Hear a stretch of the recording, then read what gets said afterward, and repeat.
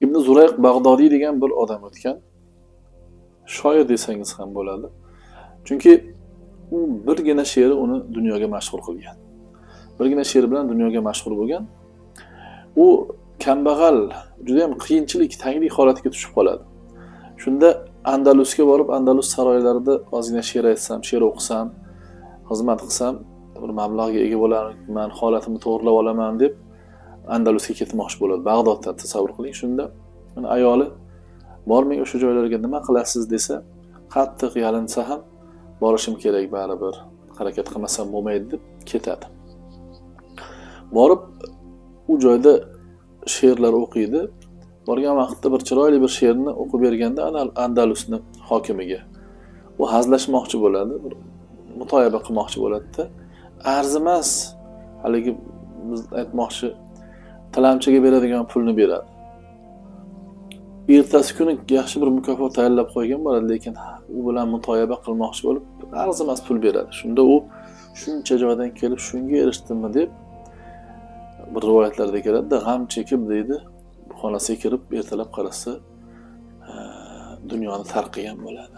Lekin yostig'ini tagida mana shu hozir aytgan qasidamiz, qasida Ifroqiyya mana shuni yozib qoldirgan bo'ladi.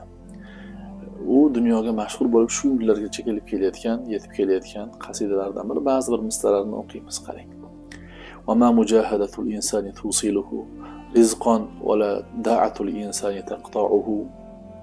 Ya'ni insonni qattiq jiddiy jahd qilishi uni rizqqa yetkazmas ekan. O'zi o'ylagan rizqqa yetkazmas ekan baribir. Insonni ozgina bir ishlarni orqaga tashlab qo'yishligi rizqini uzib qo'ymas ekan deydi.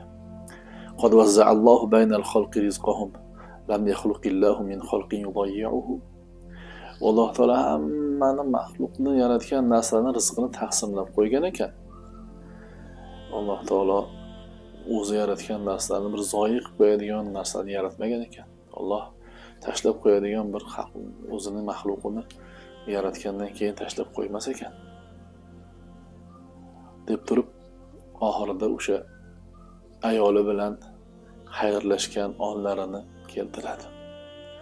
Firoqiyya deb nomlanishiga ham shundan. Astaudiulloh fi Bag'dod li qamaran bil karxi min falakil azra'i matla'uhu. Bag'dodda Karx mahallasida ekan. Bag'dodda Karx mahallasida qolgan bir oyni men Allohga omonat qildim. U musibatlar osmonidadir, uni chiqadigan joy deydi. Oyni chiqadigan joylari bo'ladi, har kuni har yerdan chiqadi. Bu yerdagi o'xshatishni qarang, u meni ayolim musibatlar, qiyinchiliklar ichida qoldi. U oy o'zi shunaqa go'zalligini ifoda qilyapti.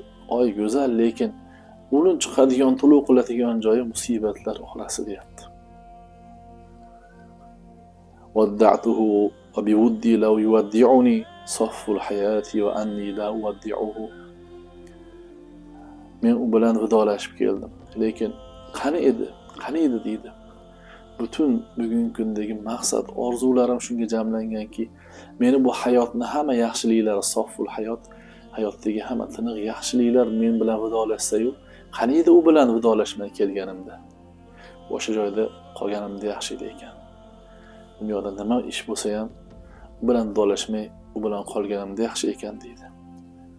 Wa kam tashabbatha bi yawm ar-rahil duhan wa admu'i mustahillatin wa admu'uhu. O'sha ketayotgan kunim, safar kunimda choshgoh vaqtigacha qancha menga etagimga osildi.